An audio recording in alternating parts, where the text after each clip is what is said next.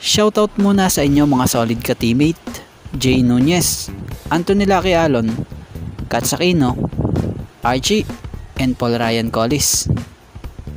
Barangay Ginebra Assistant Coach Richard Del Rosario, ni-reveal na kung sino talaga ang import na gagamitin nila sa PBA Commissioner's Cup. Paalala, pawang katotohanan lang talaga dito. So yan nga ang ating mga tatalakayin. DeMarcus Cousins or Justin Brownlee. Yan nga ang inaabang update, especially ng mga Ginebra fans na mga nag-aabang noon pa. Matatanda ang kamakailan at ilang araw nang matunog sa rumors etong DeMarcus Cousins to Ginebra for PBA Commissioner's Cup. Si DeMarcus Cousins, gaya ng nakaraan nating topic, former NBA superstar rin ito. Nakapaglaro sa maraming koponan dito sa NBA gaya ng Sacramento Kings, New Orleans Pelicans, Golden State Warriors, LA Lakers, Houston Rockets, LA Clippers, Milwaukee Bucks, and Denver Nuggets.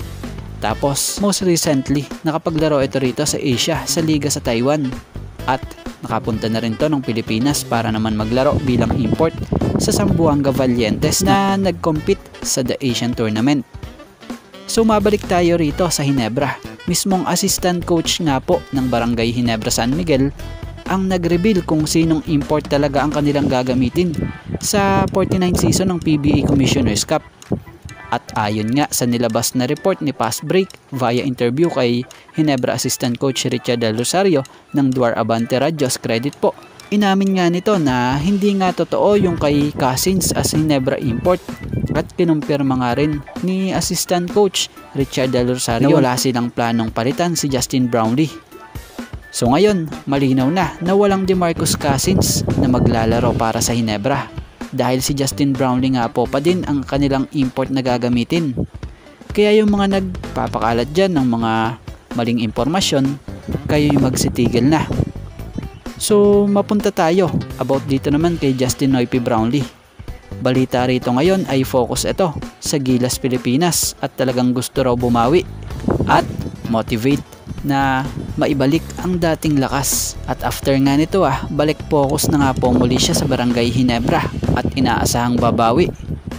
So si Justin Brownlee ay hindi na bago sa kanya ang PBA Commissioner's Cup dahil nagawa na niya nga pong makapagkampiyon ng 2 beses sa conference nito na may bit-bit pa nga pong 2 award bilang Best Import of the Conference sa PBA Commissioner's Cup.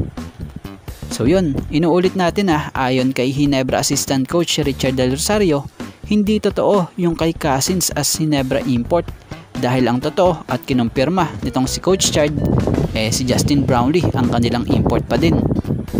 So yan, sa ngayon ito nga lang po muna ang ating sports pasada and thank you for watching guys and God bless everyone.